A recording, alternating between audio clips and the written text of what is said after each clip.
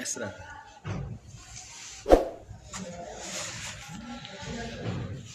Recording شروع کی تھی. ہاں ٹھیک.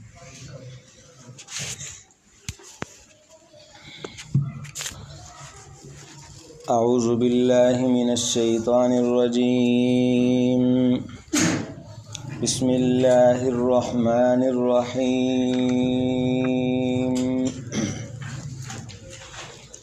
الف لام میم. ذالک الکتاب لا ریب فیہ ھدی للمتقین الذین یؤمنون بالغیب ویقیمون الصلاة ومما رزقناہم ینفقون والذین یؤمنون بما انزل الیک وما انزل من قبلک وبالآخرۃ هم یوقنون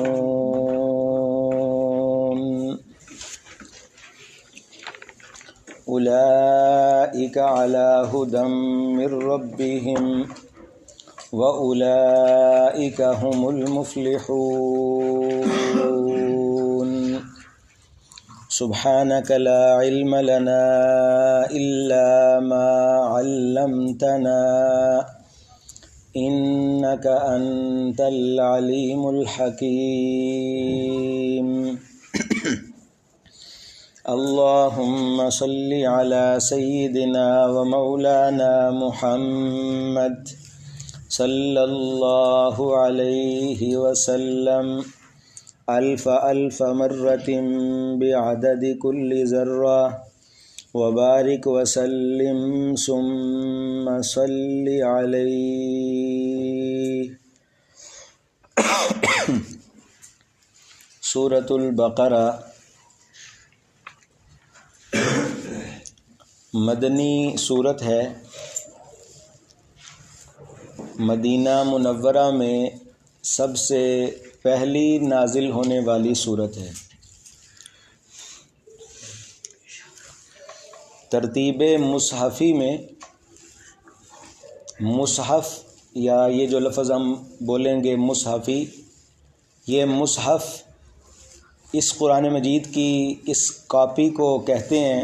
اس کتاب کو جو ہمارے سامنے موجود ہوتی ہے اسے کیا بولتے ہیں بھائی؟ مصحف.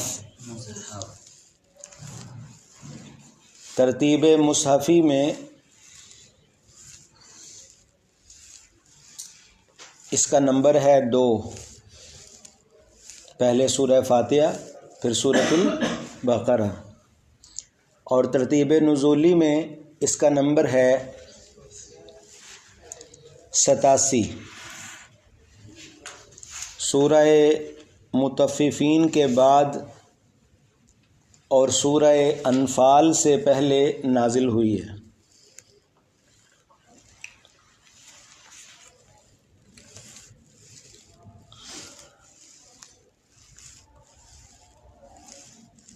سورۃ البقرہ یہ بہت فضیلت والی صورت ہے. بقرہ اس کو اس لیے کہتے ہیں کہ اس صورت کی آیت نمبر 61 میں ایک واقعہ ذکر کیا گیا ہے گائے کو ذبح کرنے کا. حضرت موسیٰ علیہ السلام نے اپنی قوم سے یہ اللہ کے حکم سے ان کو یہ کہا کہ اللہ رب العزت فرماتے ہیں کہ ایک گائے کو کیا کرو؟ ذبح کرو. تو ذبح بقر کا چونکہ قصہ ہے اس صورت میں، تو اس لیے مشہور نام اس صورت کا کیا ہے؟ سورۃ البقرہ.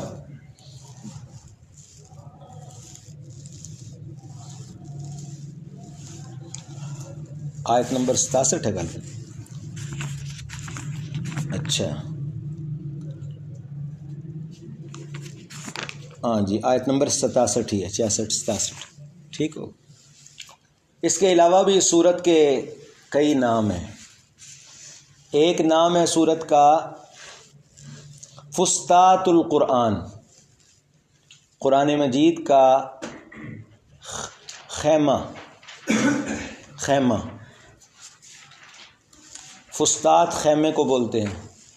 خیمے میں یہ ہوتا ہے کہ بندہ اپنی چیزیں ساری سمیٹ کر جمع کر لیتا ہے۔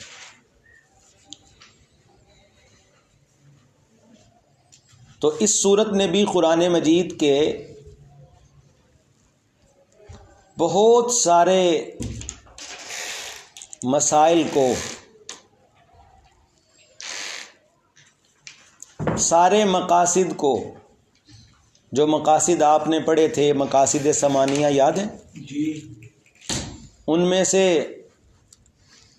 4 کو زیادہ، توحید، رسالت، جہاد اور انفاق، اور باقی بھی جو ہیں ان سارے مسائل کو اس صورت نے کیا کیا ہوا ہے؟ جمع کیا ہوا ہے۔ اس صورت میں اصلاح معاشرہ کا بیان ہے، گھر کی اصلاح کا بیان ہے، نکاح، طلاق، عدت، رضاعت، حکومت، اس کے مسائل ہیں، دیت، قصاص کے مسائل ہیں، قرض لین دین کے مسائل ہیں، ادھار کے، سود کے مسائل ہیں، سود کی مذمت ہے، گواہوں کا بیان ہے، اور انفاق فی سبیل اللہ اس کی قسموں کا بیان ہے، جہاد کا تفصیل سے بیان ہے، جہاد کے فلسفے کا، جہاد کے فوائد کا بیان ہے، حج کا، عمرے کا بیان ہے، ان کے مسائل کا بیان ہے۔ طویل ایک صورت ہے، اور اس وجہ سے اس صورت کو کیا کہا جاتا ہے؟ فسطاط القرآن۔ اس نے بہت کچھ جمع کیا ہوا ہے۔ ابن عربی ایک مفسر ہیں، وہ کہتے ہیں کہ اس صورت میں 4000 مسائل ہیں۔ کتنے؟ 4000۔ یہ جو صورت ہم شروع کرنے لگے ہیں، انسانی زندگی کے سارے پہلوؤں کو ڈسکس کرتی ہے یہ صورت، سب کو محیط ہے۔ اوامر ہیں، احکامات ہیں، نواہی ہیں، جن چیزوں سے روکا گیا ہے، فضائل ہیں، مسائل ہیں، بہت کچھ ہے۔ صحابہ کرام میں یہ بات مشہور تھی کہ من کان عندہ سورۃ البقرہ، من کان عندہ سورۃ البقرہ فہو امیر۔ امیر صاحب وہ ہوگا کہ جس کو کیا آتی ہو؟ سورۃ البقرہ۔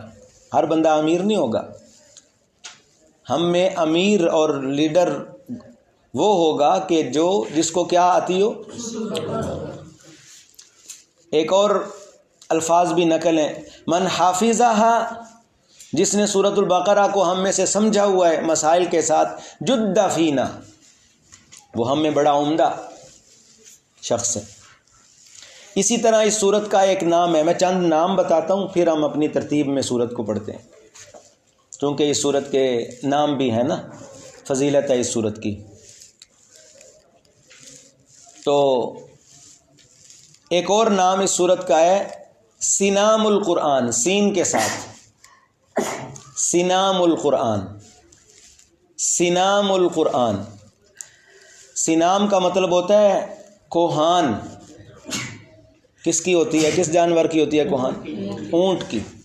اونٹ کی جو کوہان ہوتی ہے، ہمپ جو ہوتی ہے اونٹ کی، وہ اس کا اونچا حصہ ہوتا ہے نا جی، کیا ہوتا ہے؟ اونچا حصہ ہوتا ہے۔ تو یہ سورۃ البقرہ بھی جو ہے یہ پورے قرآن مجید کا کلائمیکس ہے، اونچا حصہ ہے، پیک پوائنٹ ہے قرآن مجید کا، اور اس کے اندر یعنی سردار صورتوں میں سے صورت ہے۔ اس کے پڑھنے کا نبی پاک صلی اللہ علیہ وسلم نے حکم دیا ہے کہ اس کو گھروں میں پڑھا جائے، اس کی تلاوت کی جائے اور اس کو یاد کیا جائے، بڑی فضیلت ہے۔ اول سورۃ نزلت فی المدینہ۔ تو بہرحال اس کے اور بھی کئی نام ہیں اور اس کی فضیلتیں بہت زیادہ ہیں۔ ہر سورت کو شروع کرنے سے پہلے آسان سورت کو آسان طریقے سے سمجھنے کے لیے کتنی باتیں کی جاتی ہیں بھائی؟ 5۔ ایک،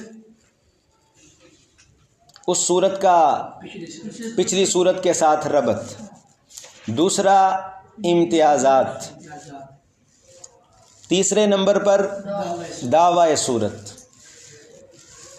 چوتھے نمبر پر اس صورت کا خلاصہ، صورت کی سمری بتائی جاتی ہے، اور پانچویں نمبر پر صورت کی مشکلات اور وہ ترجمے میں ہوتی ہیں۔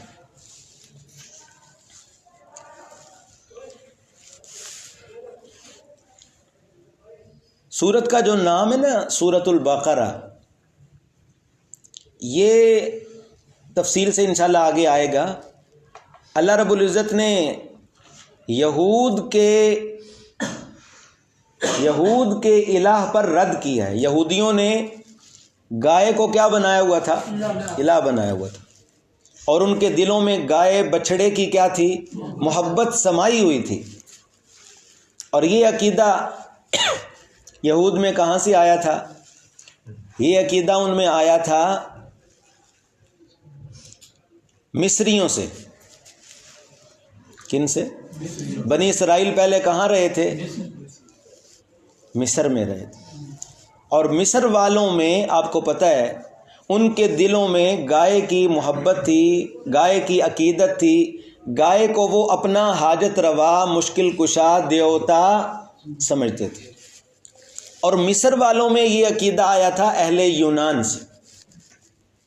یونان والوں سے یہ عقیدہ شروع ہوا، گائے کی عقیدت اور محبت کا اور گائے کی عبادت کا، اور پھر یونان والوں سے، تہذیب یونان سے مصر میں آیا، مصریوں سے بنی اسرائیل میں آیا، اور بنی اسرائیلیوں سے یہ بیماری اور یہ جراثیم عربوں میں آ گئی، عرب تک آ گئی تھی، عرب تک یہ بیماری آ گئی تھی، عقیدت آ گئی تھی، اور پھر عربوں سے چل کر ہندوستان میں آئی، یہ پڑوس میں۔ یہاں بھی گائے کو گاؤ ماتا اور اس کی مطلب کہ بڑی عبادت کی جاتی ہے، اور اس کی گائے کی بڑی وہاں ویلیو ہے، اور گائے ذبح کرنے پہ وہاں پہ قتل و قتال ہو جاتا ہے، مسلمانوں کو وہ مار دیتے ہیں کہ انہوں نے گاؤ کشی کی ہے، یعنی گائے کو انہوں نے کیا کیا ہے؟ ذبح کیا ہے عید کے موقع پہ، یا کہیں، یا الزام لگا کے بھی مار دیتے ہیں کہ انہوں نے گاؤ کشی کی ہے، گائے کو انہوں نے مارا ہے۔ تو ایک شاعر ہے ورقہ طائی، کیا نام ہے اس کا بھائی؟ ورقہ طائی، عرب کا مشہور شاعر ہے۔ اس نے اس چیز پہ تبصرہ کیا ہے، عربوں کی اس غلط نظریے پہ۔ عرب بھی جب کبھی بارش وغیرہ نہیں ہوتی تھی، کافی عرصہ گزر جاتا، تو وہ گائے یا بچھڑے کے ذریعے بارش طلب کرتے تھے اللہ سے۔ دیکھو کیسی جہالت ہے۔ وہ کیا طریقہ ہوتا تھا کہ وہ گائے یا بچھڑے کی دم کے ساتھ خشک گھاس باندھتے تھے، خشک گھاس پھوس اس کے دم کے ساتھ باندھ کر اس کو کیا لگاتے؟ آگ لگاتے۔ دیکھو بھائی، عجیب واسطہ ہے، عجیب وسیلہ ہے، وسیلے کو کیا لگا رہے ہیں؟ آگ لگا رہے ہیں۔ تو اس بیچاری کو جب گائے کی تکلیف ہوتی، اس کی دم جلتی، تو وہ اپنی دم کو زور زور سے پٹکتی، زمین کے اوپر مارتی، دیوار پہ مارتی، تو کسی ایک آدھ موقع پہ بارش ہو گئی۔ اللہ کی مخلوق ہے وہ بھی، اللہ نے اس کی مطلب کہ تکلیف دور کرنے کے لیے کسی ایک آدھ موقع پہ کر دی ہوگی بارش۔ انہوں نے اس کو اصول ہی بنا دیا کہ گائے کی دم کے ساتھ گھاس پھوس جو ہے وہ جلائیں گے باندھ کے تو بارش آ جائے گی۔ تو ورقہ طائی کہتا ہے لا در در رجال خواب سعیہم، لا در در رجال خواب سعیہم، ایسے لوگوں کے لیے کوئی بھلائی نہیں ہے۔ در کا معنی بھلائی، مفہوم اس کا بھلائی ہوتا ہے۔ لا در در رجال خواب سعیہم یستمطرون لدى الازمات بالعسر، یستمطرون لدى الازمات بالعسر، ان لوگوں کے لیے کوئی بھلائی نہیں ہے، ان کی ساری محنت بیکار ہے جو بارش طلب کرتے ہیں گائے کی دم کے ساتھ جھاڑیاں باندھ کر، تکلیف میں بارش طلب کرتے ہیں گائے کی دم کو پکڑ کر، ان لوگوں کے اندر کوئی بھلائی نہیں۔ یہ شعر موجود ہے اس کا، لا در در رجال خواب سعیہم یستمطرون لدى الازمات بالعسر اجاعل انت بیقورۃ مسلعۃ، اجاعل انت، یہ دوسرا مصرع ہے، اجاعل انت بیقورۃ مسلعۃ ذریعۃ لک بین اللہ و بین المطر، شرم نہیں آتی سلا جھاڑی، سلا کسی جھاڑی کا نام ہے، سلا جھاڑی کو گائے کی دم کے ساتھ باندھ کے اپنے اور اللہ کے درمیان کیا بنا رہے ہو؟ وسیلہ اور واسطہ بنا رہے ہو، شرم آنی چاہیے۔ سلیم الفطرت شاعر ہے اور اس نے اپنی قوم کی جہالت کو بیان کیا ہے۔ اجاعل انت بیقورۃ مسلعۃ، تم نے سلا جھاڑی باندھی ہوئی گائے کو اللہ کے اور اپنے درمیان واسطہ بنایا ہوا ہے، ذریعۃ لک بین اللہ والمطر، اپنے اور بارش کے اللہ اور بارش کے درمیان وسیلہ ہے گائے، سیڑھی کیا ہے؟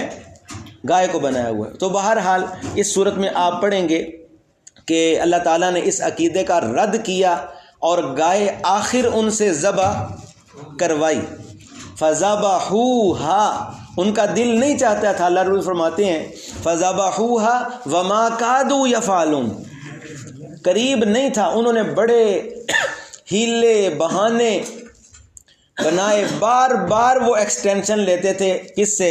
حضرت موسیٰ علیہ السلام سے، کہ جی اب یہ پوچھ کر بتائیں، اب یہ پوچھ کر بتائیں، اب یہ پوچھ کر بتائیں اس کا رنگ کیسا ہو، اس کی عمر کیا ہو، اس کا کام کیا ہو، ما لونہا ما ہیا۔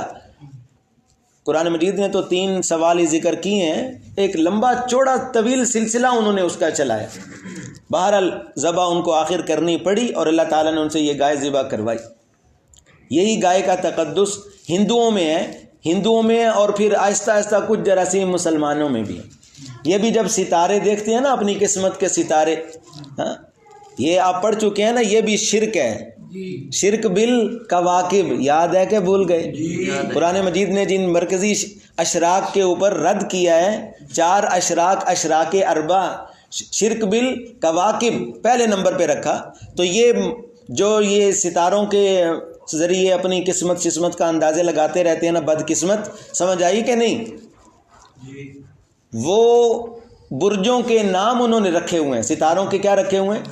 ایک برج کا نام ان میں ہوتا ہے برج ثور، برج ثور، ثور عربی میں بیل کو کہتے ہیں، برج ثور، برج اقرب، برج جدی، اور پتہ نہیں کیا سے کیا۔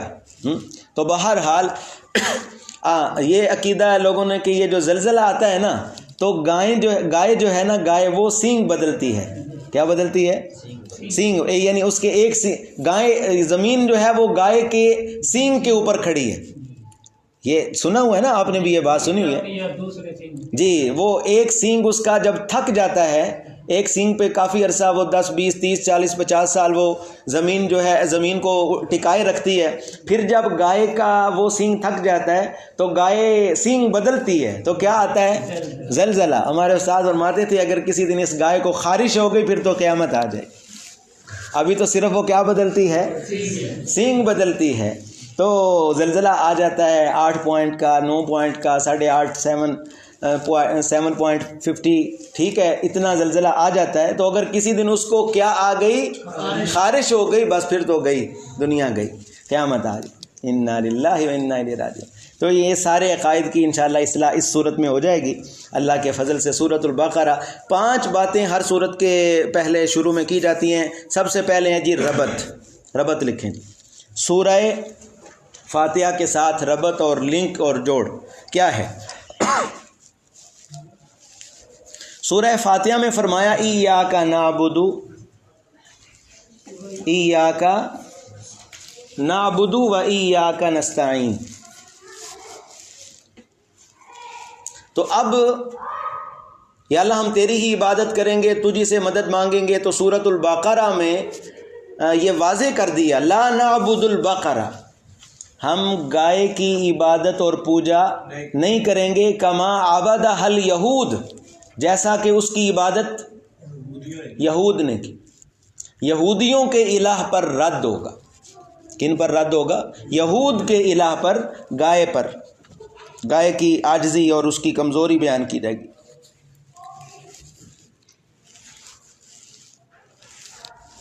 یا اللہ ہم صرف تیری عبادت کریں گے، یہودیوں کی طرح نہیں بنیں گے کہ جنہوں نے کس کی عبادت کی تھی؟ گائے کی۔ ایک ربط۔ دوسرا ربط، سورہ فاتحہ میں مسئلہ توحید بیان ہوا، ایاک نعبد و ایاک نستعین، دلائل وغیرہ اتنے نہیں بیان ہوئے، تو اس صورت میں سورۃ البقرہ میں اس دعوے کے دلائل اور تفصیل بیان ہوگی۔ سمجھ آ رہی ہے نا؟ دو ربط ہو گئے۔ تیسرا ربط،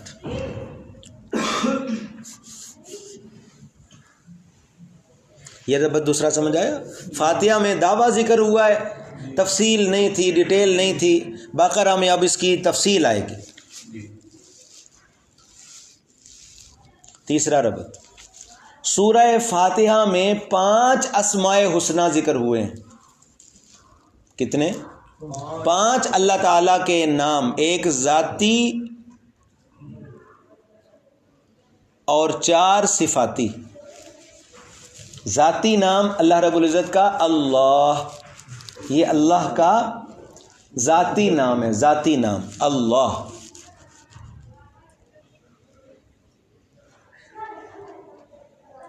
باقی 4 صفاتی نام ہیں، رب، رحمان، رحیم، مالک۔ رب العالمین، رب، الرحمن، الرحیم، مالک۔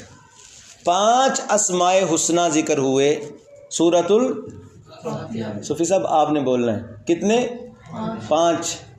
اب سورۃ البقرہ میں مؤمنین کی 5 صفات، مؤمنین کی 5 صفات بیان ہوگی۔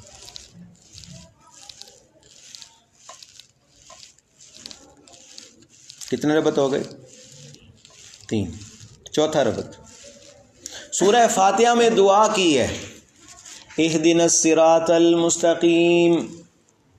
اچھا، کوئی مشق کی ہے کل سے لے کے آج تک جو نمازیں پڑھی ہیں ان میں کوئی فاتحہ کا دھیان آیا یا کوئی نہیں آیا؟ یا بار بار ایک رکعت میں بھولا، چلو اگلی رکعت میں خیال کریں گے نماز کا، اس میں بھولا، چلو اگلی میں۔ انشاءاللہ محنت کرتے رہیں، ٹھیک ہے؟ ہاں محنت کرتے رہیں۔ اللہ کرے ہماری نماز بن جائے، اللہ کرے ہماری نماز جو ہے وہ نماز بن جائے صحیح طریقے سے، اور مشق کریں، اثر ہو ہمارے اوپر، ورنہ بوجھ نہ ہو جائے یہ علم ہم پہ۔ وہ علم جس کے اوپر عمل نہیں ہوگا، وہ علم تو انسان کو پکڑوائے گا، اور وہ علم انسان کے لیے قیامت کے دن انسان کے خلاف حجت بنے گا۔ اسٹیگننٹ واٹر اس کو کہتے ہیں، کھڑا ہوا پانی۔ جس علم کے اوپر انسان کا عمل نہ ہو وہ بدبودار ہو جاتا ہے، وہ پانی، کھڑا ہوا پانی، ٹھہرا ہوا پانی۔ اس لیے بار بار عمل میں لائیں، ہم سب اس کی کوشش کریں، ہر چیز کوشش سے ہوتی ہے، اس کی محنت کریں، اس کی کوشش کریں، بار بار اپنی نماز کو درست کریں، اپنی نماز میں ہم سوچ کر نماز پڑھیں، خشوع خضوع عاجزی کے ساتھ نماز پڑھیں۔ کل میں نے وہ آپ کو حدیث مبارکہ سنائی نا، مسلم شریف کی حدیث، حضرت ابو ہریرہ راوی ہیں رضی اللہ تعالیٰ عنہ، کہ جب بندہ کہتا ہے الحمدللہ رب العالمین، تو اللہ تعالیٰ کیا فرماتے ہیں؟ حمدنی عبدی الرحمن الرحیم۔ اللہ تعالیٰ کی طرف سے جواب آتا ہے اثنا علی عبدی۔ حضرت ذوالنون مصری ایک بہت بڑے اولیاء بزرگوں میں سے گزرے ہیں، وہ فرماتے ہیں کہ مجھے جب تک یہ آواز نہیں آئے گی نا میں آگے نہیں پڑھوں گا۔ اللہ اکبر، یہ ان کے یقین کی طرف اشارہ ہے۔ کس کی طرف؟ کہ میرا دل گواہی دے کہ میرے اللہ نے مجھے جواب دیا ہے۔ ایسی نمازیں تھیں، اللہ کرے ہماری نمازیں بھی ایسی بنے۔ یہ جو دورہ قرآن ہے، قرآن کلاس جو ہے نا بھائی، اس کے اندر ہم محنت عمل کی کریں گے۔ کس کی؟ ہاں، محض علم والے ماشاءاللہ بڑے ہیں، علم زیادہ ہو گیا بلکہ عمل کم ہو گیا۔ اللہ ہمیں عمل والا بنا دے، بعمل بنا دے۔ اچھا بھائی، ہاں اللہ اکبر۔ تو کیا ربط میں بتا رہا تھا بھائی؟ سورہ فاتحہ میں ہم نے کیا کی ہے جی؟ دعا کی۔ دیکھو نا، بندہ اتنی سپیڈ سے نماز پڑھے. تو کتنے بڑے افسوس کی بات ہے. یہ مخاطب کس سے ہے؟ اللہ سے. اللہ سے مخاطب ہے، بادشاہ سے، رب العالمین سے مخاطب ہے. اور کیسے مخاطب ہے دیکھو اس کا انداز. ایسے اگر کسی سے عام دکاندار سے بات کرو وہ بھی منہ پہ تھپڑ مارے گا.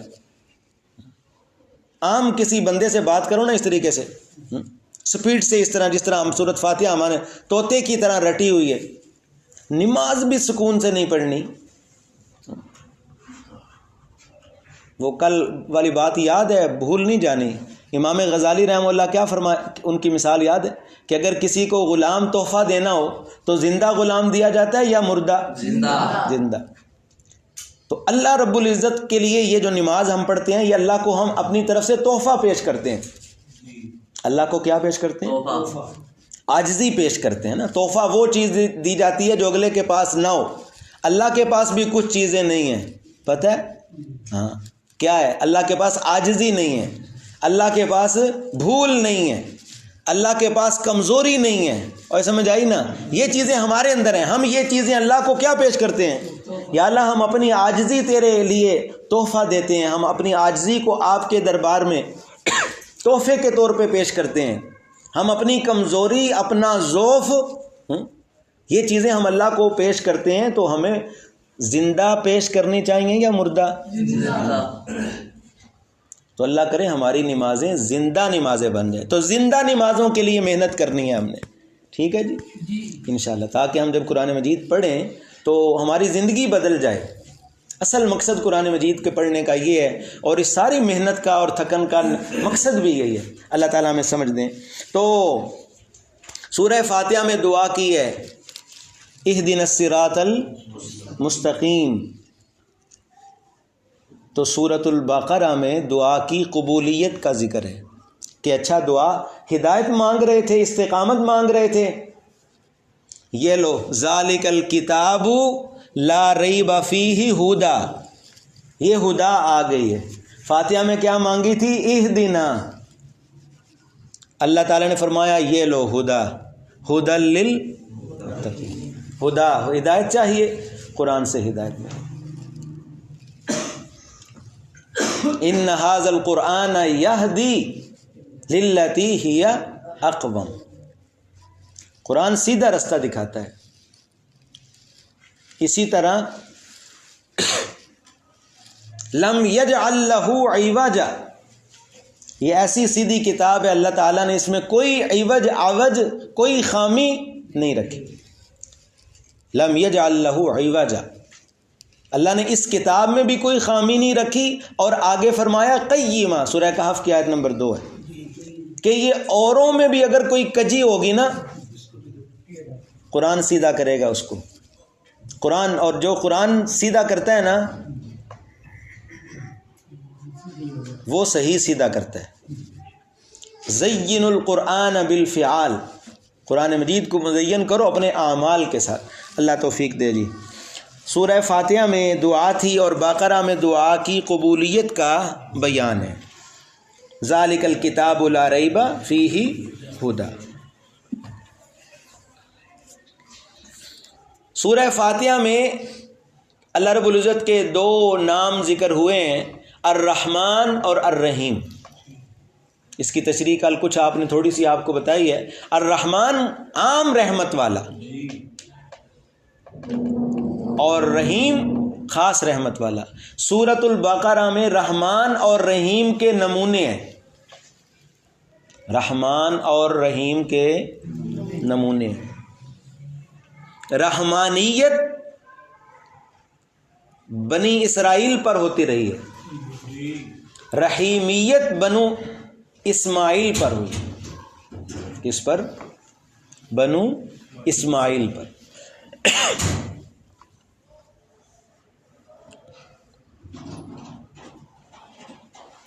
بس ایک اور ربط دیکھیں. فاتحہ میں گزرا ہے مالک یوم الدین، کہ اللہ قیامت کے دن کے مالک ہیں. اب سورۃ البقرہ میں اللہ رب العزت بتلائیں گے کہ میں ایسا مالک ہوں کہ وہ جو یوم الدین آئے گا نا، اس دن کوئی بندہ نہ سفارش کر سکے گا، نہ رشوت دے سکے گا، نہ اس کا کوئی زور ہوگا،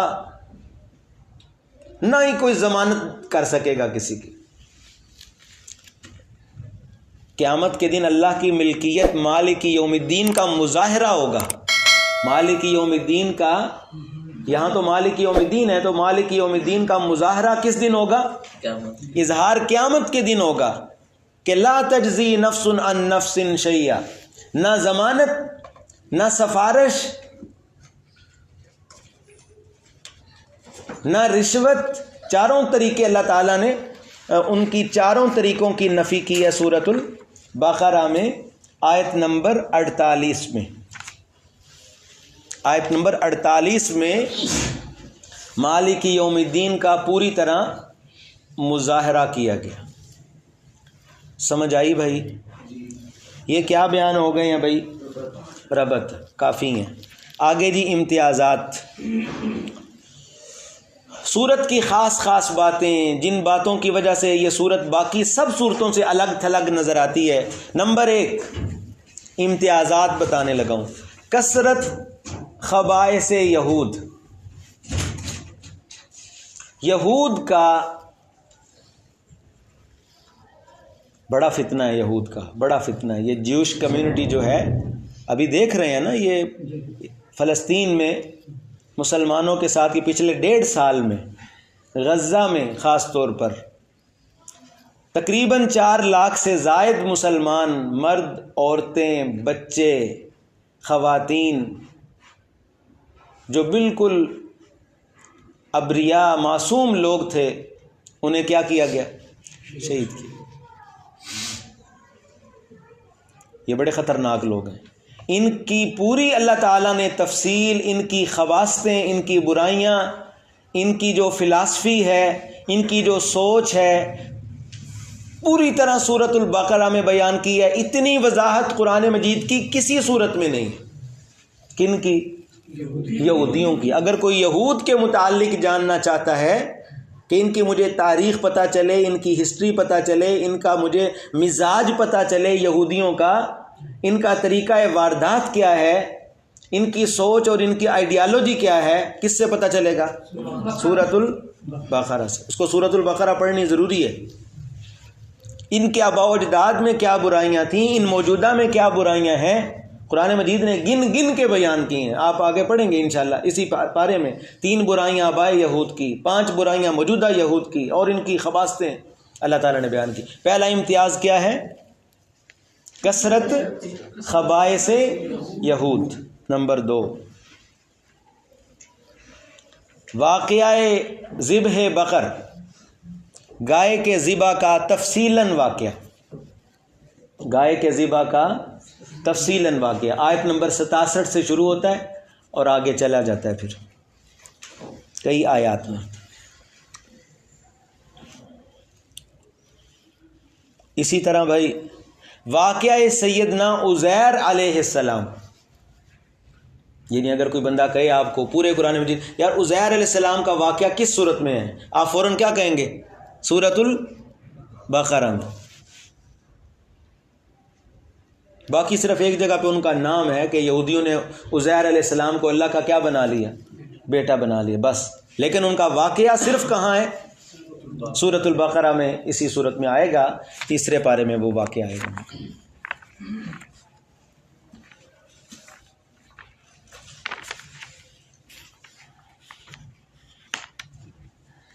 واقعہ حضرت عزیر علیہ السلام، آیت نمبر 259 میں آئے گا، ٹھیک ہے؟ باقی بعد میں دیکھ لیں۔ واقعہ ان کا بیان ہوگا کہ کس طرح حضرت عزیر علیہ السلام ایک بستی کے قریب سے جو کھنڈر بن چکی تھی گزر رہے تھے، دل میں خیال آیا، کہیں بیٹھے ہوں گے نا ساتھ اونچی جگہ پہ، غار کے اندر بیٹھے ہوں گے، یا بستی پہ نظر پڑی ہوگی، کسی سائے دار یا محفوظ جگہ میں تھے، بستی پہ نظر پڑی ہوگی کہ دل میں خیال آیا کیسے زندہ ہوگی یہ۔ اللہ تعالیٰ نے ادھر ہی ان کو خود پیغمبر کو کیا دے دی؟ موت دے دی۔ اور موت بھی کتنا عرصہ دی؟ 100 سال قرآن مجید میں لکھا ہے 100 عام، آیت نمبر 259 دیکھ لینا بعد میں، 100 سال تک موت دیے رکھی۔ 100 سال کے بعد اللہ رب العزت نے ان کو جگایا، ثم بعث، اور پھر اللہ تعالی نے پوچھا کم لبثت، آپ کتنا ٹھہرے ہیں؟ تو پیغمبر جواب دیتے ہیں لبثت یوما او بعض یوم، پیغمبر سچ بولتے ہیں، جو انہوں نے محسوس کیا وہی انہوں نے بتا دیا۔ اپنے خیال میں انہوں نے کہا 1 دن پورا ہو گیا ہے، نیند مجھے آئی تھی، میں سو گیا تھا، یا جو بھی ہوا، 1 دن یا گزر چکا ہے، سورج آج پھر اسی جگہ پہ ہے، یا پھر بعض یوم، چند گھنٹے ہوئے ہیں، 1 دن یا دن کا کچھ حصہ، چند گھنٹے گزرے ہیں۔ حالانکہ کتنا عرصہ رہے تھے؟ 100 سال، 36,000 دن۔ کتنے دن؟ 36,000 دن اس جگہ پر پیغمبر رہے ہیں۔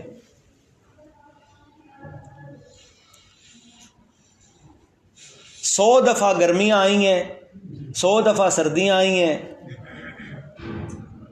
اتنے 1000 دن سورج طلوع ہوا ہے، اتنے 1000 دن سورج غروب ہوا ہے، بارشیں برسی ہیں، بادل گرجے ہیں، بجلیاں چمکی ہیں، قافلے گزرے ہیں راستے کے قریب سے، لیکن اللہ کے پیغمبر کو دنیا سے جب اللہ تعالیٰ نے ان پہ موت طاری کی، ان کو دنیا کے حالات کا کوئی علم نہیں۔ یہ قرآن شریف ہے، کہانی شریف نہیں ہے۔ ہاں جی، یہی تو مسئلہ ہے، قرآن شریف ہے، سچے واقعات۔ یہاں جھوٹی کہانیاں بنائی گئی ہیں کہ پیغمبروں کو موت کے بعد بھی جناب مریدوں کو دیکھتے رہتے ہیں اور اپنے آنے والوں کو دیکھتے رہتے ہیں اور اس طرح کرتے ہیں، اور ان کو پتہ ہوتا ہے دنیا میں کیا ہو رہا ہے، اس جگہ پہ بڑا ظلم ہو رہا ہے، اس جگہوں پہ یہ نہیں ہو رہا، فلاں نہیں ہو رہا، جھوٹی کہانیاں۔ اللہ رب العزت دنیا کی زندگی جب وہ گزار کے چلے جاتے ہیں تو اللہ تعالیٰ اپنے نبیوں کو، اپنے پیغمبروں کو اعلیٰ علیین میں، جنت میں راحت اور نعمتیں عطا فرماتے ہیں۔ ان کو دنیا کی ٹینشنیں اور فکریں نہیں رہتی ہیں کہ لوگوں نے نمازیں چھوڑ دی ہیں، یہ ہو گیا وہ ہو گیا، نہیں۔ تو سمجھو بات، یہ واقعہ بھی آئے گا، یہ میں جو تھوڑی وضاحت کر رہا ہوں یہ ضمنی جان بوجھ کے کر رہا ہوں، ہاں، تاکہ آپ کو تھوڑی تھوڑی سمجھ بھی آتی جائے۔ حضرت عزیر علیہ السلام کا واقعہ آگے جی، اسی طرح اس صورت کے امتیازات میں ہے حضرت ابراہیم علیہ السلام کا مناظرہ اپنے وقت کے بادشاہ مسٹر نمرود کے ساتھ۔ کس کے ساتھ؟ ہاں، نمرود کے ساتھ۔ نمرود جانتے ہو؟ نمرود بروزن امرود، دونوں میں کیڑے ہوتے ہیں۔ اس کے دماغ میں بھی کیا چلا گیا تھا؟ کیڑا چلا گیا تھا۔ کیڑا جانے والا واقعہ اور پھر جوتے مارنے والا واقعہ، یہ تاریخی واقعات ہیں، ٹھیک ہے؟ یہ کیا ہیں؟ تاریخی واقعات ہیں، بس۔ اللہ اکبر یا اللہ۔ اچھا بھائی، یہ امتیازات ہو گئی، سورت کی خاص باتیں ہو گئیں، اور بھی ہیں۔ اس سورت کے اندر قرآن مجید کی سب سے لمبی آیت ہے، وہ بھی اس سورت کے امتیازات میں ہے۔ اگر کوئی اس طرح آپ سے سوال کرے کہ وہ کون سی سورت ہے کہ جس میں قرآن مجید کی سب سے لمبی آیت موجود ہے، جس میں الف سے یا تک سارے حرف آتے ہیں، آپ کیا کہیں گے؟ وہ سورۃ البقرہ ہے، اس کے آخری سے پچھلے رکوع میں وہ سورت ہے۔ ٹھیک ہو گئے؟ قرض کے مسائل ہیں اس میں، اور قرض کی کہانی بھی اکثر کیا ہو جاتی ہے؟ لمبی ہو جاتی ہے نا۔ قرآن مجید میں 2 آیتیں ہیں جو لمبی ہیں، ایک میں قرض کا بیان ہے اور دوسرے میں تہجد کا بیان ہے، اور دونوں کام ہی لمبے ہو جاتے ہیں۔ نہیں سمجھ آئی؟ قرض بھی آج کل جمعرات 1 15 سمجھ آ گئی کہ نہیں؟ یہ ہو جاتا ہے قرض میں بھی، کل دیں گے، کل وہ کل لمبی ہو جاتی ہے، 1 کو دیں گے، جمعرات کو دیں گے، سوموار کو دیں گے، ٹھیک ہے؟ یہ اللہ تعالیٰ وہی سب مقروضوں کے قرض اتروائے اور قرض سے اللہ تعالیٰ نجات دے، اور بغیر قرض کے اللہ معاملات سیدھے کر دے سب کے۔ دعا کیا کرو، سچی بات ہے، یہ دورے میں پتہ نہیں کیا بات ہے، دعائیں بڑی قبول ہوتی ہیں، آگے آپ کی مرضی ہے بھائی. ہاں اچھا، تہجد بھی لمبی ہو جاتی ہے. جس بندے کو قرآن مجید بھی آتا ہو اس کا دل کرتا ہے یار تھوڑی سی 1-2 رکوع اور تلاوت کروں، 1 پارہ ربع اور تلاوت کروں تہجد میں. تو تہجد والی آیت بھی قرآن مجید کی لمبی آیت ہے. اچھا، یہ بھائی امتیازات ہیں، باقی جتنا غور کریں گے آپ کو امتیازات ملیں گے انشاءاللہ. حضرت شیخ القرآن مولانا ولی اللہ صاحب رحمۃ اللہ تعالی علیہ قابل گرامی 80 100 120 تک امتیازات بتاتے تھے سورت کے، آیت ایک آیت کے اگلی سورت کی آیتوں کے ساتھ امتیازات بتاتے تھے. ایسی ہی اللہ تعالیٰ نے ان کو قرآن مجید میں مہارت دی تھی. تیسری چیز کیا بیان ہوتی ہے سورت کے شروع میں بھائی؟ دعوی سورت. دعوی سورت. سورت چونکہ یہ لمبی ہے، قرآن مجید کی سب سے طویل سورت ہے، سب سے زیادہ آیات والی، 286 آیات ہیں اس میں. تو اس وجہ سے اس سورت میں 4 مرکزی مسائل بیان ہوں. سورت کا دعویٰ کیا ہے؟ بیان مقاصد اربع. اس کو شارٹ کریں گے تو اس طرح بولیں گے، کیا بیان مقاصد اربع. سورت میں مقاصد اربع کا بیان ہے. وہ جو آپ نے 8 مقاصد پڑھے ہیں نا، 8 مقاصد یاد ہے نا، ان میں سے جو پہلے 4 تھے نا ان کو سوابق بولتے ہیں. کیا بولتے ہیں؟ سوابق. اور پچھلے 4 کو لواحق بولتے ہیں. ان کے نام بھی ہیں نا، پہلے 4 سوابق پہلے اور دوسرے 4 لواحق بعد میں آنے والے. ایک اور نام بھی ہے ان کا. پہلے 4 ہوتے ہیں اصول مہمہ، وہ پچھلے سبق کی طرف یہ اشارہ کر رہا ہوں، یاد ہے نا وہ 8. ان میں سے پہلے 4 اصول مہمہ، اگلے 4 اصول ممدہ. اصول مہمہ، اصول ممدہ جو معاون ہیں. پہلے 4 تو اہم ہے نا، توحید، رسالت، قرآن کی صداقت اور آخرت پر ایمان. یہ 4 تو اصول مہمہ ہیں. اگلے جو 4 ہیں، جہاد کرنا، مال خرچ کرنا، لوگوں کو جوڑنا، جماعت بنانا اور آداب وغیرہ، یہ ممدہ ہیں، یعنی معاون بنتے ہیں ان پہلے 4 کاموں کے لیے. تو اس صورت کے اندر کتنے مسائل کا بیان ہے؟ دعویٰ صرف سمجھیں، بیان مقاصد اربع. 2 مقاصد جو ہیں وہ اصول مہمہ میں سے اور 2 مقاصد اصول ممدہ میں سے. کل صورت میں کتنے مسائل کا بیان ہے بھائی؟ آسان کریں بھائی، مشکل نہ بنے آپ کے لیے. 4 مسائل کا بیان: توحید، رسالت، جہاد اور انفاق فی سبیل اللہ. یہ تو یاد کر لیں گے نا انشاءاللہ. صورت میں کتنے مسائل کا بیان ہے؟ 4. بیان مسائل اربع: توحید، رسالت، جہاد فی سبیل اللہ اور انفاق فی سبیل اللہ.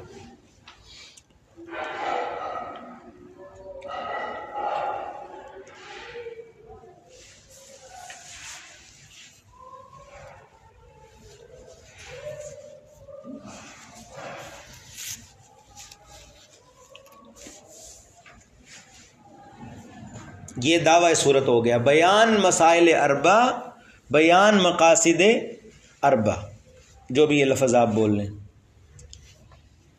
اس کے بعد چوتھی چیز کیا ہوتی ہے بھائی؟ خلاصہ صورت یا تقسیم صورت اس کو بولتے ہیں. اب یہ سنیں، صورت انہی 4 مسائل کے بیان کے لیے 4 حصوں پر مشتمل ہے. سورۃ البقرہ کتنے حصوں پر مشتمل ہے؟ 4 ہوئے 3 4 حصوں پر مشتمل ہے. سب سے قریب بیٹھے ہو اس لیے. اچھا، سورت 4 حصوں پر مشتمل ہے. 96 176 253 اور 286. 96 176 253 اور 286. پہلی 96 آیات میں بیان ہے توحید کا، وہی جو آپ نے 4 ترتیب سے. اس کے بعد 176 تک بیان ہے رسالت کا، پھر 253 تک بیان ہے جہاد فی سبیل اللہ کا، اور پھر 286 تک بیان ہے انفاق فی سبیل اللہ، اللہ کے راستے میں مال خرچ کرنا، جہاد میں مال خرچ کرنا. ٹھیک ہو گیا بھائی؟ 96 176 253 286. تو خلاصہ کیا نکلا پوری صورت کا؟ لا الہ الا اللہ. سورۃ البقرہ کا یہ نچوڑ نکل رہا ہے. لا الہ الا اللہ محمد الرسول اللہ، اس کی خاطر اپنی جان بھی خرچ کرو، جہاد تیسرا حصہ، اور اپنا مال بھی خرچ کرو، چوتھا حصہ انفاق. عبد الودود آپ کو سمجھ آ گیا پوری سورۃ البقرہ کا خلاصہ کیا ہے؟ نہیں آیا یار، اس تو بعد ان کی رہ گئے پیچھے. لا الہ الا اللہ محمد الرسول اللہ، اس کی خاطر اپنی جان بھی خرچ کرو اور اپنا مال بھی خرچ کرو. اصل میں یہ خرچ کرو آیا نا، اس لیے یہ تو بات سمجھ ہی نہیں آتی بندے کو. جی سب سے مشکل کام تو خرچ کرو ہے نا. لا الہ الا اللہ محمد رسول اللہ کی خاطر اپنی صلاحیتیں، اپنی جان، اپنا مال خرچ کرو. یہ خلاصہ ہے جی پوری سورۃ البقرہ کا حاصل وصول. اچھا، تقسیم صورت، خلاصہ صورت سمجھ آ گیا بھائی؟ اچھا جی، اب مشکلات ہیں وہ انشاءاللہ صورت کے اندر بیان ہوں گی.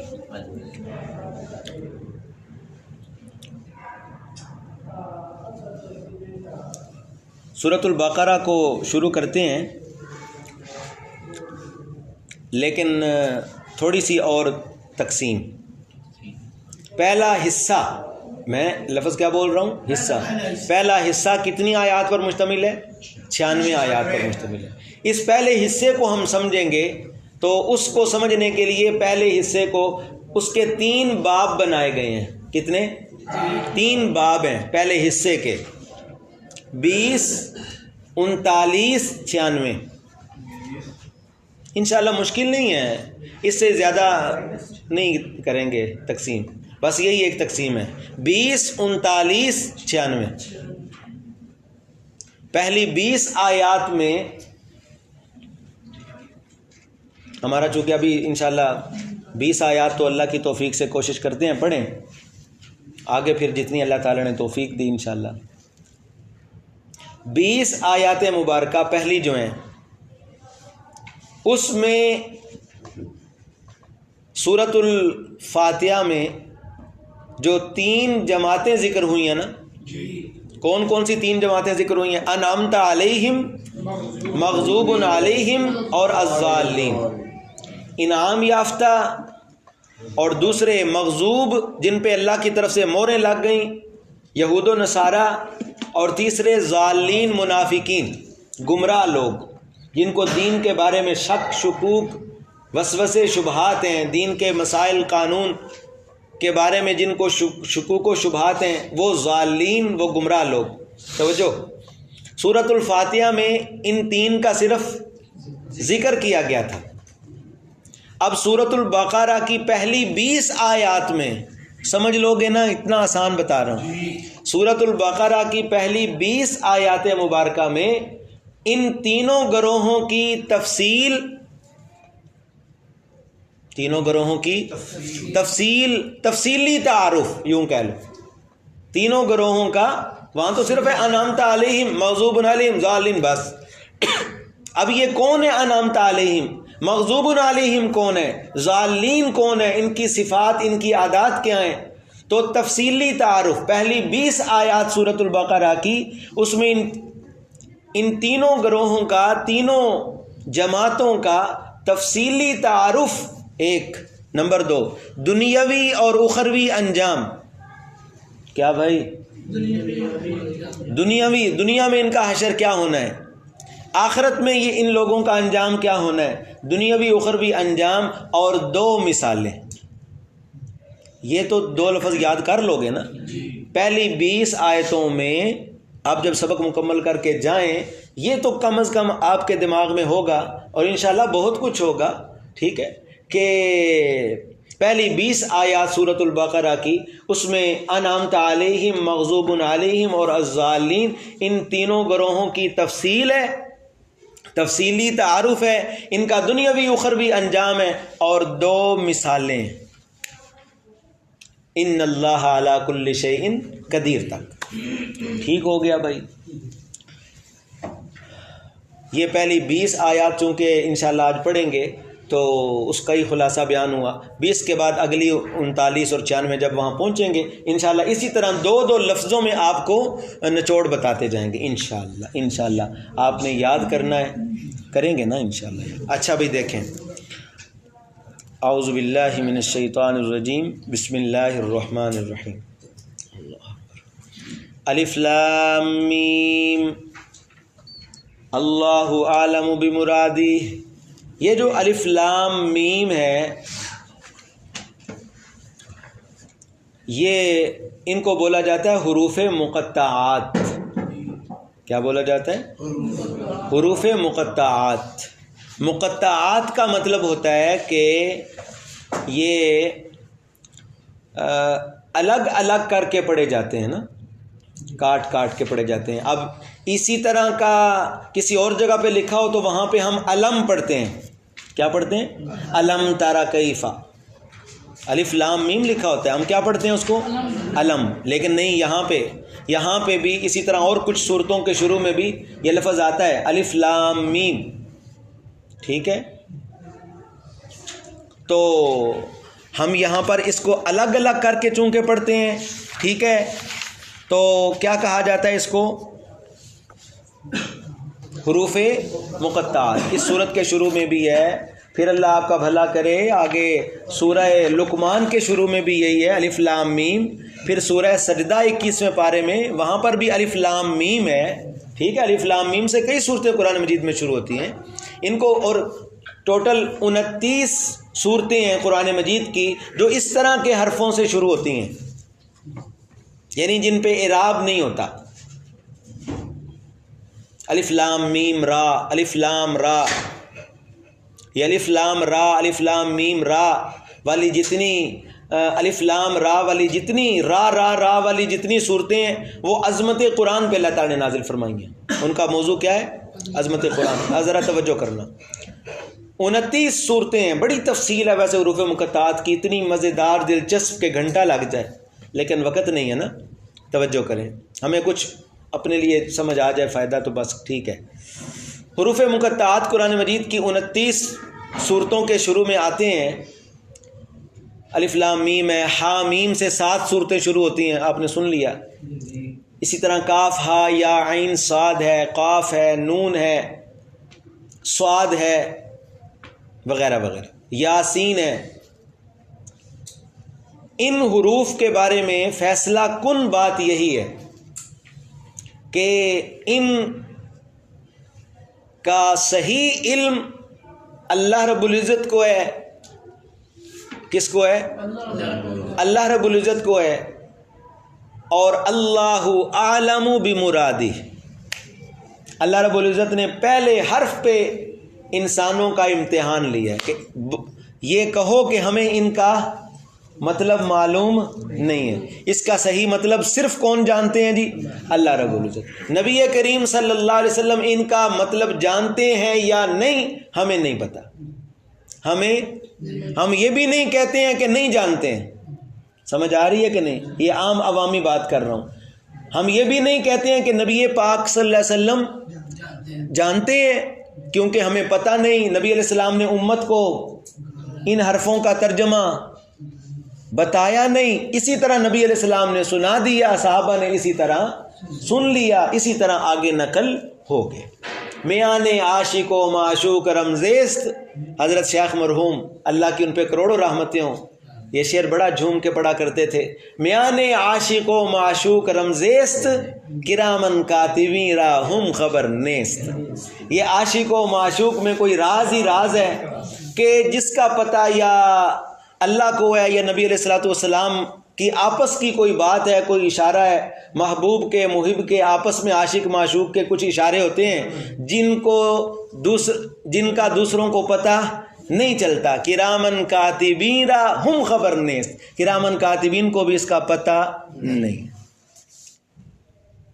اور کوئی بھی اس کا فائنل ترجمہ نہیں کر سکتا.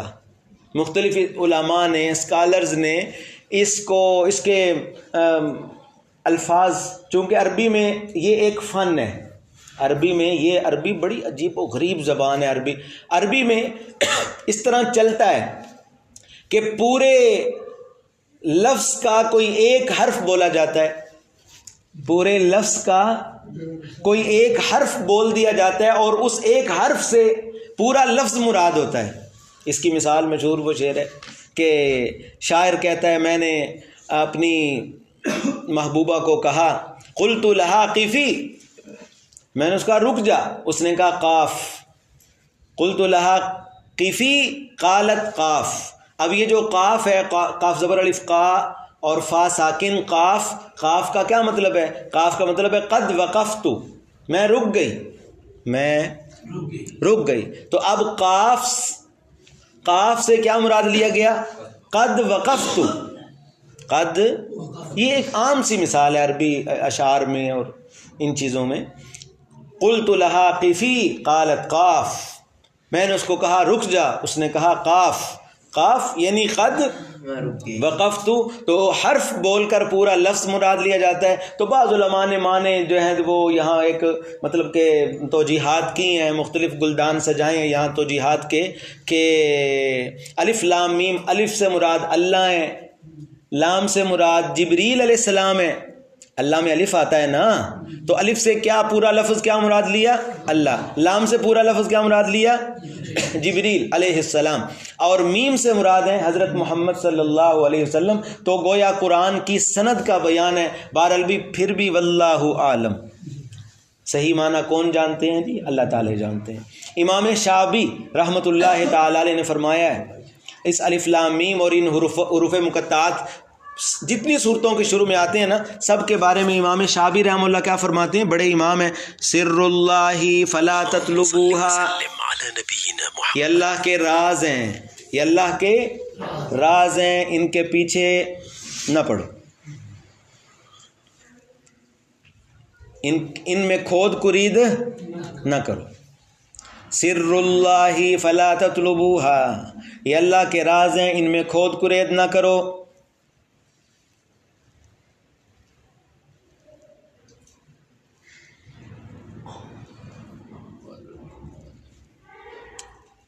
اسی طرح حروف مقطعات کے بارے میں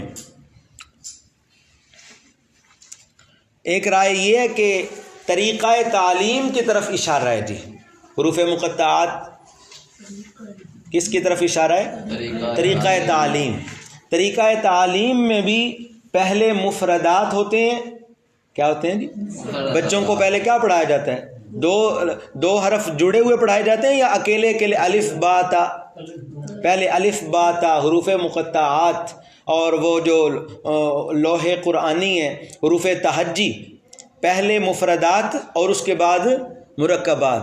تو یہ حروف تہجی ذکر کر کے طریقہ تعلیم کی طرف اشارہ ہے کہ پہلے مفردات پھر مرکبات. ایک رائے یہ بھی ہے کہ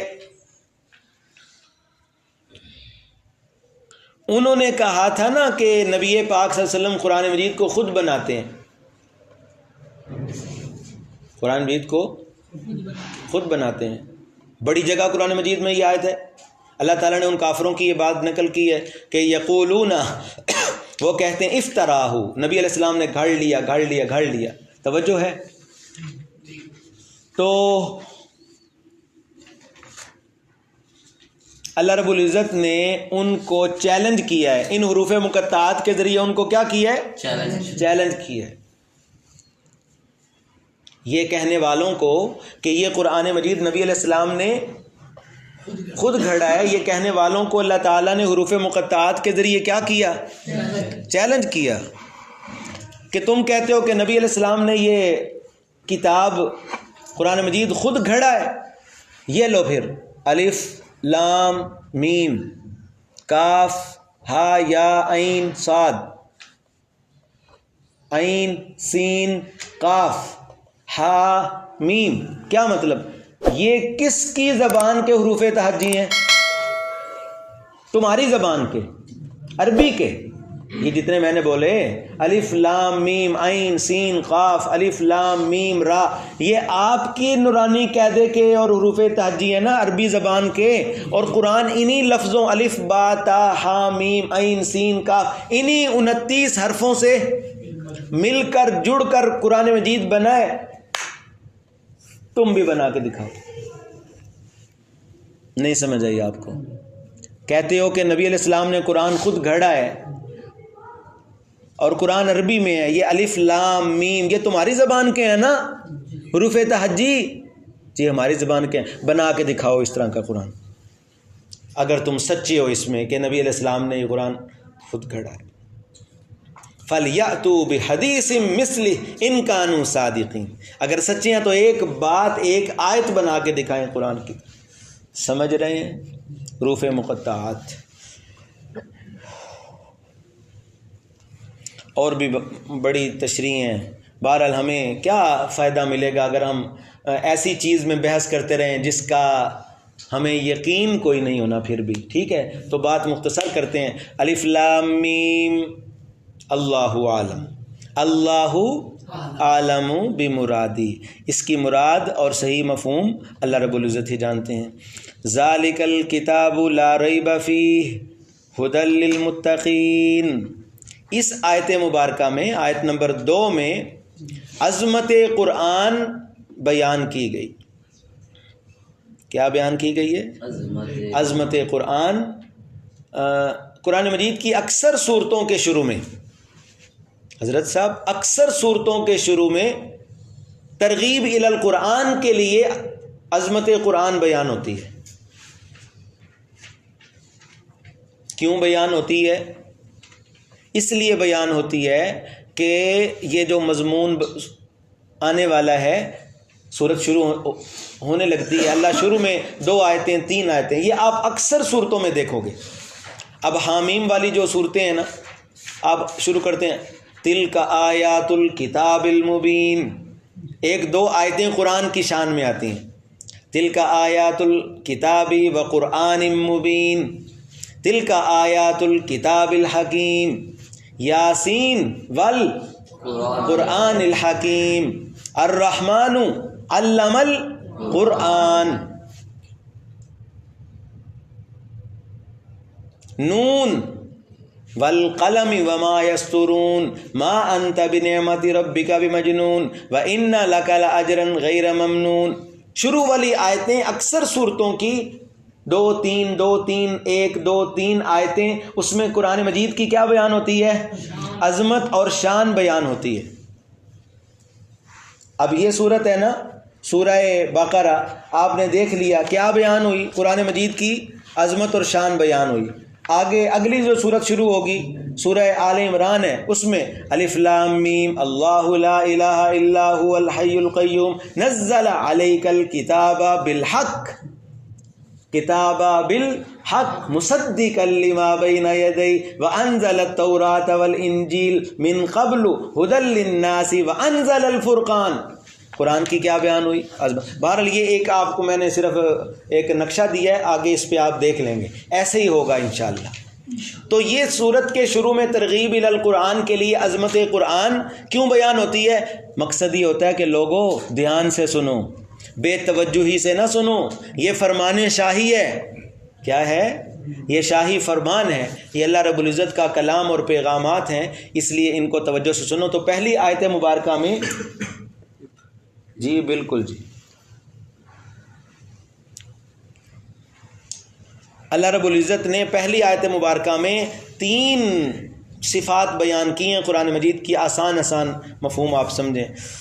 پہلی صفت قرآن مجید کی الکتاب، کامل کتاب، دستور الہی.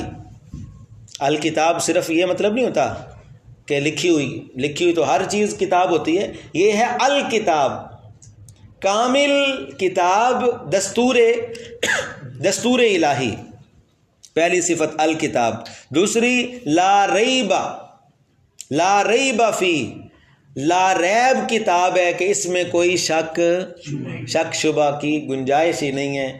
شک شکوک شبہات سے پاک کتاب ہے، ٹھیک ہے، اور شک اس میں آ ہی نہیں سکتا، آگے پیچھے سے بھی نہیں آ سکتا. لا یاتیہ الباطل من بین یدیہ ولا من خلفی. تو شک شبے سے پاک، فرشتوں کے حصار میں اتری، فرشتوں کی سیکورٹی کے اندر یہ کتاب اللہ تعالیٰ نے اتاری ہے. تو سچا اس کا مضمون ہے لا ریب فی، اس میں کسی قسم کا کوئی شک نہیں. دنیا کی ہر کتاب میں شک ہو سکتا ہے بھی، دنیا کی کوئی کتاب بھی لا ریب نہیں ہے. اگر لا ریب کتاب ہے تو صرف ایک کتاب ہے، کون سی؟ قرآن کی یہ شان اور قرآن کی یہ صفت. قرآن اللہ کی صفت ہے، توجہ، قرآن کس کی صفت ہے؟ اللہ کی صفت ہے. اور اللہ کی صفت میں کوئی شریک ہو سکتا ہے؟ نہیں. عجیب بات ہے. پھر بھی بندے انسانوں کی لکھی ہوئی کتابوں کو، انسانوں کی جمع کی ہوئی کتابوں کو لوگ کہتے ہیں جی اس میں غلطی نہیں ہو سکتی. اگر غلطی نہیں ہو سکتی تو 3 طلاق اٹھا، پھر اگلی بات بعد میں کریں گے. اٹھا 3 طلاق کے، یہ لا ریب کتاب ہے. قرآن کے علاوہ کسی کتاب کے اوپر کوئی بندہ یہ دعویٰ کر سکتا ہے کہ یہ لا ریب کتاب ہے؟ توبہ توبہ توبہ. اور قرآن اللہ کی صفت ہے، اور اللہ کی صفت میں کوئی اس کا شریک نہیں ہے. یار اتنی موٹی سی بات سمجھ نہیں آتی. تو دوسری صفت کیا ہے؟ لا ریب فی. اور تیسری صفت ہے ھدی للمتقین. ھدی للمتقین، کہ یہ کتاب ہدا ہے. دنیا کی ہر چیز میں غلطی ہوتی ہے. علم کے جتنے ذریعے ہیں نا، علم کے جتنے ذریعے ہیں، علم کے ذریعے ہیں حواس خمسہ. علم کا ذریعہ ہے عقل. سب سے پہلے حواس کام کرتے ہیں. کیا کرتے ہیں جی؟ حواس کام کرتے ہیں. ناک سونگھتا ہے، کان دور سے کوئی آواز سن لیتے ہیں، بندہ پہچان لیتا ہے فلاں ہے. آنکھیں دیکھتی ہیں، ٹھیک ہے. حواس اپنا کام کرتے ہیں، علم کا ذریعہ ہے، ٹھیک ہے. لیکن ان میں غلطی ہو جاتی ہے. حواس میں کیا ہو جاتی ہے؟ غلطی.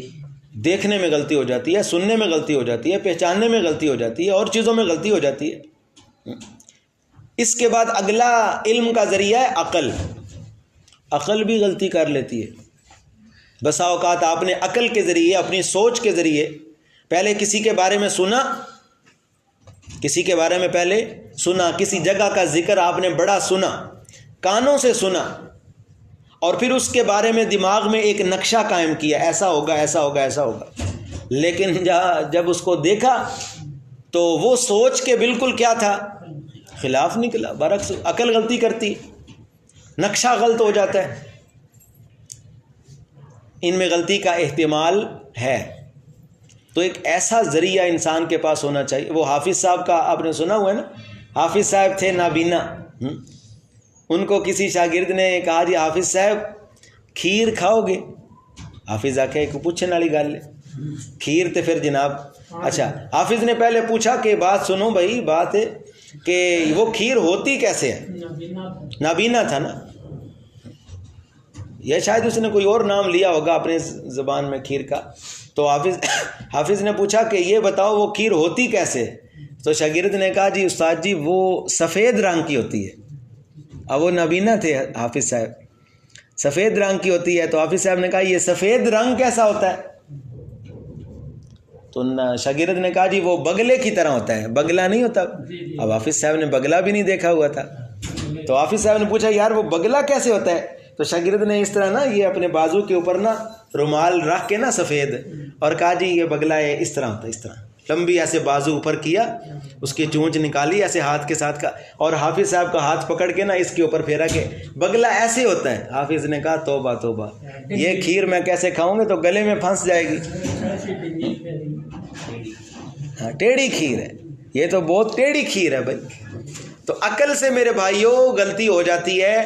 ایک ایسا ذریعہ ہدایت ہونا چاہیے جس میں غلطی کا احتمال نہ ہو، اور وہ ہے وحی الہی قرآن مجید. الف لام میم اللہ اعلم بمرادی ذالک الکتاب یہ کتاب کامل کتاب ہے، لا ریب فیہ، یہ کتاب کامل کتاب ہے، الکتاب کامل کتاب، دستور الہی ہے یہ، لا ریب فیہ، اس میں کوئی شک نہیں۔ ایک اور جگہ پہ ہے سورہ السجدہ میں، لا ریب فیہ، یعنی پہلی بات تو یہ کہ اس میں شک کی کوئی گنجائش ہی نہیں ہے، لا ریب فیہ لا محل للریب، لا محل لہا للریب، اس میں شک کی کوئی گنجائش ہی نہیں ہے۔ کس بارے میں شک کی گنجائش نہیں؟ تو سورہ السجدہ میں بتایا ہے لا ریب فیہ من رب العالمین، کس کی طرف سے ہونے میں کوئی شک نہیں؟ رب العالمین کی طرف سے ہونے میں کوئی شک نہیں کہ یہ اللہ کی طرف سے نازل شدہ ہے۔ لا ریب فی تنزیلہ، لا ریب فی، لا ریب فیہ کا مطلب کیا ہے کہ اللہ کی طرف سے نازل ہونے میں اس میں کوئی شک نہیں۔ ویسے لوگوں نے شک کیا ہے، وَإِن كُنتُمْ فِي شَكٍّ، قرآن میں ہے نا، وَإِن كُنتُمْ فِي شَكٍّ وَإِن كُنتُمْ فِي رَيْبٍ، اگلے صفحے پہ آ رہا ہے، اگر تم شک میں ہو، اگر تم شک میں ہو، اگر تم شک میں ہو، تو شک لوگوں کو تھا، ٹھیک ہے نا، اللہ کی طرف سے نازل ہونے میں اس میں کوئی شک نہیں ہے۔ دوسرا مطلب ہے کہ لا ریب فی، لا ریب فی ہدایتہ، لا ریب فی، اس کی ہدایت میں کوئی شک نہیں ہے۔ ہدا، اور یہ کتاب کامل ہدایت ہے، مکمل رہنمائی کرتی ہے، اس کے بغیر ہمیں نہیں پتہ چل سکتا ہم آئے کہاں سے ہیں، کرنا کیا ہے، آگے جانا کدھر ہے، صحیح رستہ کیا ہے، یہ صرف کون سی کتاب بتائے گی؟ قرآن بتائے گی۔ قرآن بتائے گا آئے کہاں سے ہو، کیوں نکلے تھے جنت سے، دشمن کون ہے تمہارا، سمجھو بھائی، وہاں جانے میں رکاوٹیں کیا ہیں، سب سے بڑی رکاوٹ کیا ہے، اور صاف اور آسان رستہ کیا ہے، ساری چیزوں کے اندر ہادی اور رہنما کتاب کون سی ہے؟ قرآن مجید۔ لا ریب فیہ ھدی للمتقین، یہاں پہ آپ کو نظر آ رہا ہے معانقہ، نقطے نظر آ رہے ہیں آپ کو؟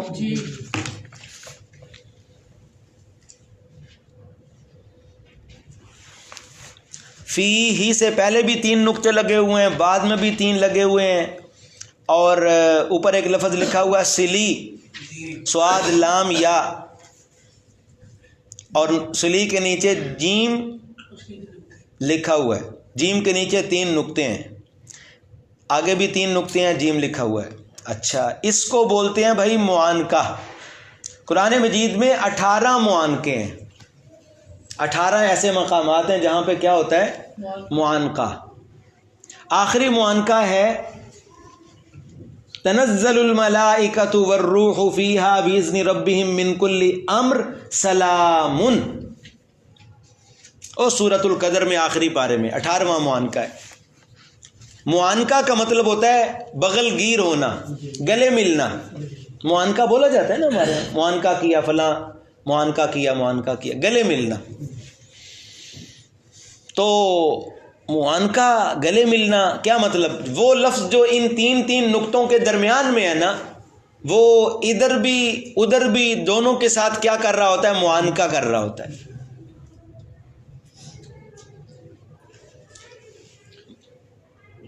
دونوں کے ساتھ لگ رہا ہوتا ہے، اور دونوں کے ساتھ لگ کے اس کا مفہوم کیا ہوتا ہے؟ درست رہتا ہے۔ پچھلے کے ساتھ لگا لیں تب بھی اس کا مفہوم اور ترجمہ خراب نہیں ہوتا، اگلے کے ساتھ لگا دیں تب بھی ترجمے میں کوئی خرابی نہیں ہوتی۔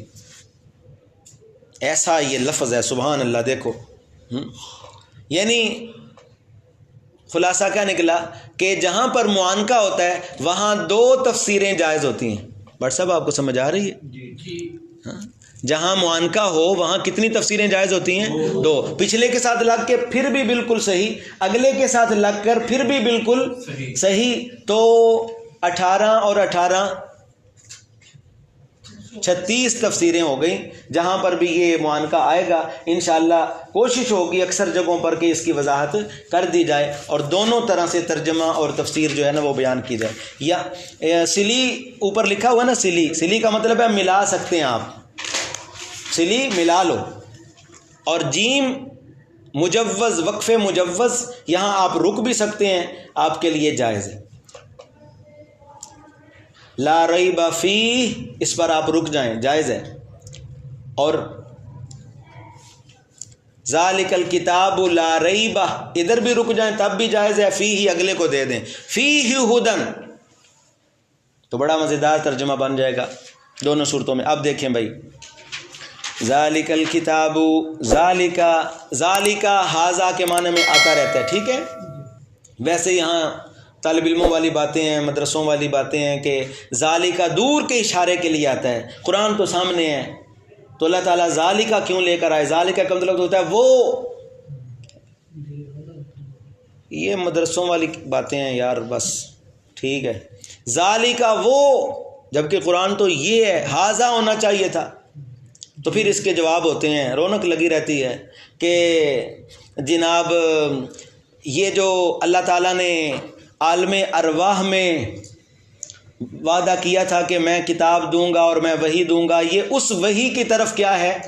اشارہ ہے کہ وہ کتاب، یا پھر جو اللہ تعالیٰ نے تورات اور انجیل اور آسمانی کتابوں میں وعدے کیے تھے کہ میں آخری ایک اپنا کلام نازل کروں گا، موعود کتاب، اس کی طرف یہ اشارہ ہے. ٹھیک ہے، تورات و انجیل میں مذکور کتاب کی طرف اشارہ ہے. یا پھر آسان بات کی جاتی ہے کہ ذالک ھذا کے معنی میں آتا رہتا ہے، یہ کوئی بھائیوں کی طرح ان کا سلوک ہے آپس میں، ھذا اور ذالک کا، تو یہ کوئی ایسی بات نہیں ہے. ذالک الکتاب، یہ کتاب، یہ معنی درست ہے. ذالک الکتاب، یہ کتاب، کامل کتاب، دستور الہی، لا ریب فیہ، اس میں کوئی شک نہیں. فی کو ہم نے لا ریب اکثر ملا دیا. لا ریب فیہ، اس میں کوئی شک نہیں، اس کی ہدایت میں کوئی شک نہیں، اس کے اللہ کی طرف سے نازل ہونے میں کوئی شک نہیں. لا ریب فی، لا ریب فی تنزیلہ، لا ریب فی، لا ریب فی ہدایتہ. ایک ترجمہ ہو گیا. دوسرا ترجمہ یہ ہے کہ فی ہی کو آپ آگے لگا دیں اور پھر معنی بڑا مزیدار بنے گا، فیہ ہدن، پھر معنی بڑا مزیدار بنے گا. فیہ ہدن، اسی کتاب میں ہدایت ہے، اسی کتاب میں ہدایت ہے. دنیا کی ہر کتاب جو ہے اس میں کوئی غلطی ہو سکتی ہے، کیونکہ وہ انسانوں کی لکھی ہوئی ہے، انسانوں کی جمع کی ہوئی ہے، انسانوں کے ذمہ اس کی حفاظت کی ذمہ داری ہے. کچھ عرصہ گزرے گا، شاید زبان بدل جائے دنیا کی، کیا ہو جائے، لیکن یہ وہ کتاب ہے کہ جس کا محافظ کون ہے بھائی؟ اللہ خود ہے، اللہ رب العزت خود ہے.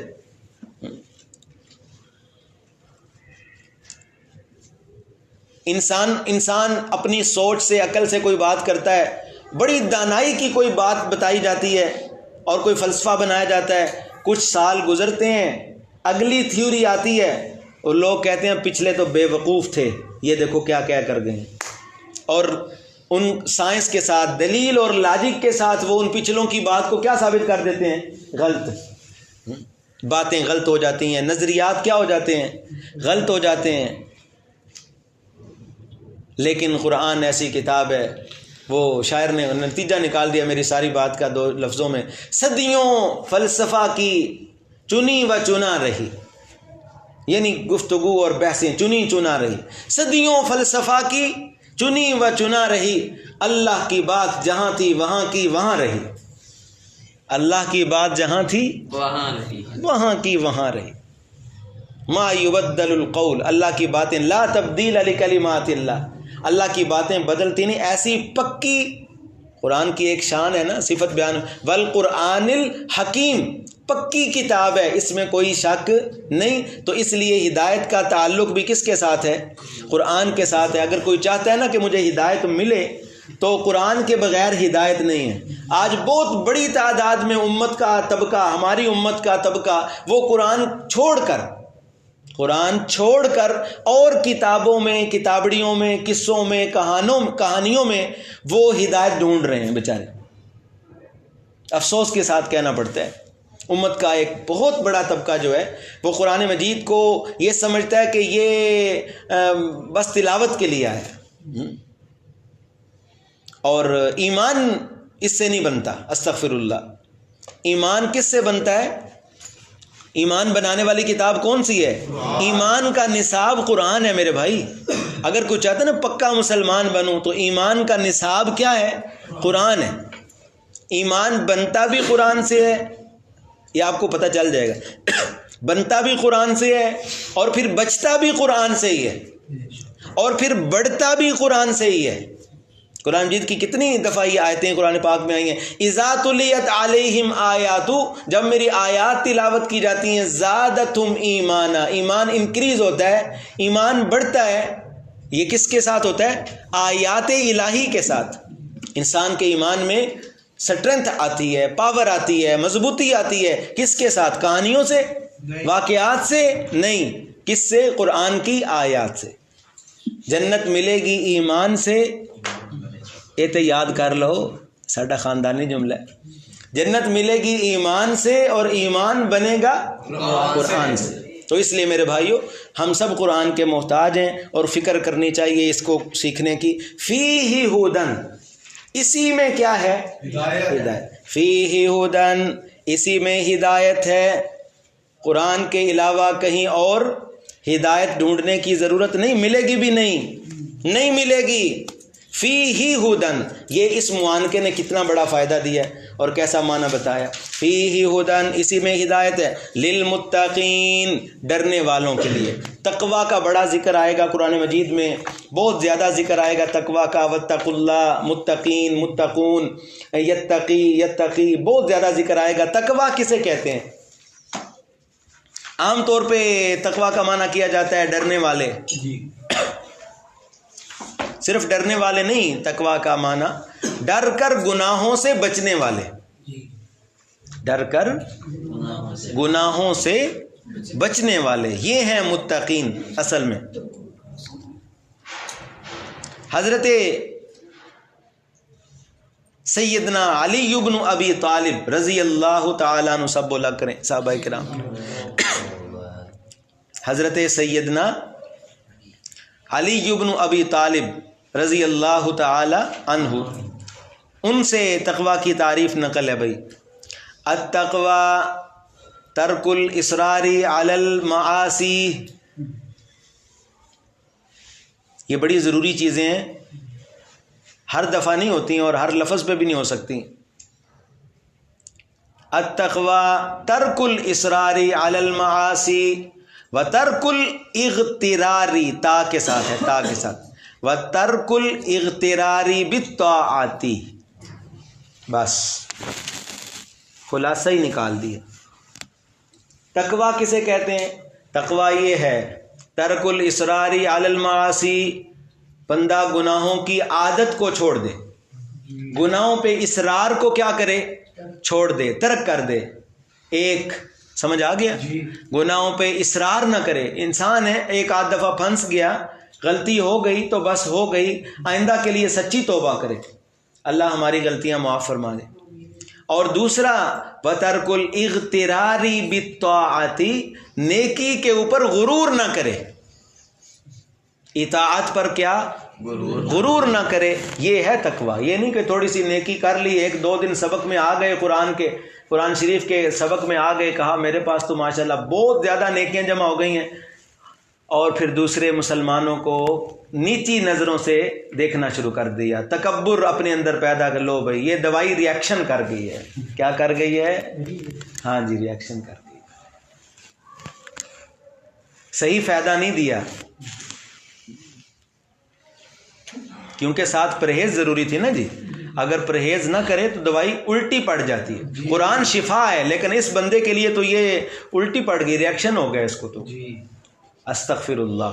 تو میرے بھائیو، نہ گناہوں پہ اصرار ہو، کہ بندہ قرآن شریف پڑھنا چاہتا ہے، سیکھنا چاہتا ہے، اور کسی پکے گناہ میں، مسلسل گناہ میں یہ شریک ہے، اس کو علم قرآن، نور قرآن نصیب نہیں ہو سکتا۔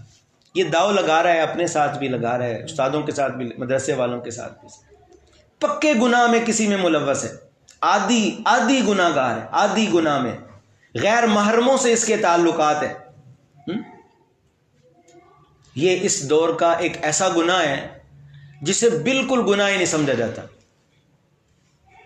غیر محرموں سے تعلقات ہیں، غیر محرموں سے گفتگویں ہیں، ان سے رابطے ہیں، نہ یہ عادی گناہ۔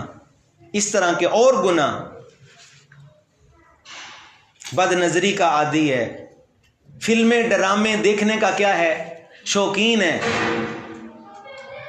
اس پہ کوئی اثر ہی نہیں، وہ سبق پڑھتا بھی ہے قرآن مجید کا، پھر فلمیں بھی دیکھتا ہے، اس کو موقع مل جائے ڈرامے بھی دیکھتا ہے، اس کو موقع مل جائے وہ بد نظری بھی کرتا ہے، اس کو موقع مل جائے تو وہ کوئی موقع گناہ کا ہاتھ سے جانے نہیں دیتا، اور پھر ساتھ ساتھ مطلب کہ قرآن شریف بھی پڑھ رہا ہے اور دورے میں بھی شریک ہے۔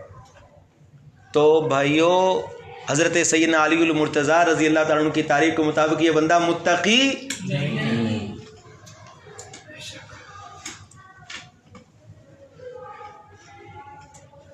وہ مشہور شعر ہیں، آپ نے مدرسوں میں اساتذہ سے پتہ نہیں کتنے دفعہ سنے ہیں۔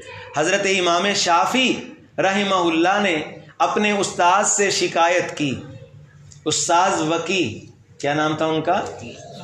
استاذ وکی رحمۃ اللہ تعالی علیہ، چھوٹے کاف کے ساتھ وکی۔ تو کہتے ہیں میں نے حضرت الاستاذ سے شکایت کی کہ استاذ جی میں بھول جاتا ہوں۔ آئے ہائے، کیا بات ارشاد فرمائی استاذ نے۔ اللہ کرے ایسے استاذ ہمیں بھی نصیب ہوں اور ایسے استاذوں کی زندگی ہو، اور اللہ ہمیں عمل کی بھی توفیق دے دے، جہاں رہیں ان کی باتوں پہ عمل کر کے انسان بن کے رہیں، ٹھیک ہے۔ تو ان کو حضرت امام شافعی رحمہ اللہ شاعر بھی بہت بڑے تھے، بہت بڑے شاعر تھے، بہت بڑے شاعر تھے۔ تو انہوں نے شعروں میں یہ ساری بات نقل کی، 4 ہی شعر ہیں چھوٹے چھوٹے، کہتے ہیں شکوت الی وکیع سوء حفظی، مشہور شعر ہیں، شکوت کاف چھوٹا، شکوت الی وکیع، اگر موٹا کاف لکھ دیا تو اس کا مطلب بن جائے گا میں بدبخت ہو گیا، اس واسطے انج نہ کرے۔ شکوت چھوٹا کاف شکایت والا، شکوت الی وکیع سوء حفظی، میں نے شکایت کی اپنے استاذ وکی صاحب سے کہ میرا حافظہ بڑا کمزور ہے، کچھ نصیحت کریں، کچھ حل بتائیں۔ شکوت الی وکیع سوء حفظی فاوصانی بترک المعاصی، استاذ صاحب نے ایک ہی وصیت کی کہ گناہ چھوڑ دو، اپنی زندگی میں جائزہ لو، کہاں کہاں گناہ ہے چھوڑ دو۔ نماز چھوڑنا گناہ ہے کہ نہیں؟ تو جو چھوٹا گناہ ہے یا بڑا گناہ ہے؟ بہت بڑا گناہ ہے، فرض کا انکار ہے۔ شکوت الی وکیع سوء حفظ، تو بے نمازی کو علم آئے، اللہ کا نور آئے نہیں ہے۔ یہ ساری باتیں جو میں کر رہا ہوں آپ کہتے ہوں گے پتہ نہیں یہ ادھر ادھر زیادہ چلتے ہیں، بھائی یہ ابتدائی ہماری سبقوں میں یہ کوشش ہوتی ہے، ہمارا چونکہ مقصد اصلاح ہے، ہمارا مقصد کیا ہے؟ اصلاح۔ پڑھنے پڑھانے کے لیے ساری زندگی پڑھی ہوئی، اللہ ہماری اصلاح فرما دے۔ شکوت الی وکیع سوء حفظی، میں نے استاذ وکی سے اپنے حفظ کے کمزوری کی شکایت کی۔ فاوصانی بترک المعاصی، انہوں نے مجھے وصیت کی کہ گناہ چھوڑ دو، کیا کرو؟